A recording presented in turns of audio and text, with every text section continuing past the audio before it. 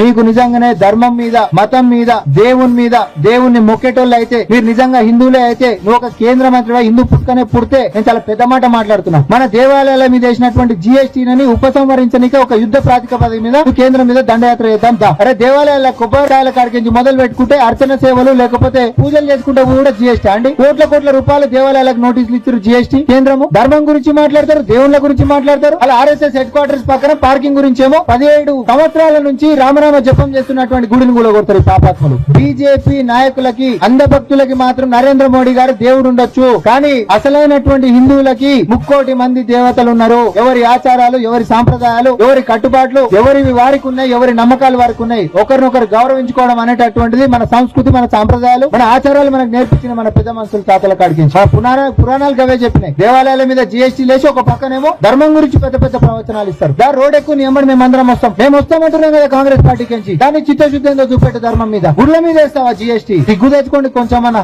బయట సిగ్గు లేకుండా రాజకీయం చేస్తా ఉన్నారు మతం మీద. మళ్ళా పోనీ మీరు వచ్చిన తర్వాత ఇతర మతాల మీద ఏమైనా గిట్ట కట్ చేసిండ్రా? కొత్త హిందూ గుడ్ల మీద మాత్రమే ట్యాక్సులు వేసిండ్రు. ఓపెన్ ఛాలెంజ్, ఏడికన్నా చర్చకు వస్తే రండి. అబద్ధాలు, దుష్ప్రచారాలు దయచేసి పనిచేయండి. అభివృద్ధి సంక్షేమాల గురించి అడిగినప్పుడు ధర్మం అనేటటువంటి తీసుకొచ్చి ప్రజల మెదళ్లలో నొక్కుతా ఉన్నారు. అది కూడా ఏమైనా ఉన్నదా అంటే ఏం లేని దాంట్లో లేని కాంట్రవర్సీస్ క్రియేట్ చేసి, మీకు నిజంగానే ధర్మం మీద, మతం మీద, దేవుని మీద, దేవుణ్ణి మొక్కేటోళ్ళు అయితే, మీరు నిజంగా హిందువులే అయితే, నువ్వు ఒక కేంద్ర మంత్రిగా హిందూ పుట్టుకనే పుడితే నేను చాలా పెద్ద మాట మాట్లాడుతున్నా. మన దేవాలయాల మీద వేసినటువంటి జిఎస్టీని ఉపసంహరించడానికి ఒక యుద్ధ ప్రాతిపదిక మీద కేంద్రం మీద దండయాత్ర చేద్దాం దా. అరే దేవాలయాల కొబ్బరికాయల కాడికి మొదలు పెట్టుకుంటే అర్చన సేవలు లేకపోతే పూజలు చేసుకుంటే కూడా జిఎస్టీ అండి. కోట్ల రూపాయలు దేవాలయాలకు నోటీసులు ఇచ్చారు జిఎస్టీ కేంద్రము. ధర్మం గురించి మాట్లాడతారు, దేవుళ్ళ గురించి మాట్లాడతారు. అలా ఆర్ఎస్ఎస్ హెడ్ క్వార్టర్స్ పక్కన పార్కింగ్ గురించి ఏమో 17 సంవత్సరాల నుంచి రామనామ జపం చేస్తున్నటువంటి గుడిని కూడా కొడతారు ఈ పాపాత్మలు. బీజేపీ నాయకులకి, అంధభక్తులకి మాత్రం నరేంద్ర మోడీ గారు దేవుడు ఉండొచ్చు, కానీ అసలైనటువంటి హిందువులకి 3,00,00,000 మంది దేవతలు ఉన్నారు.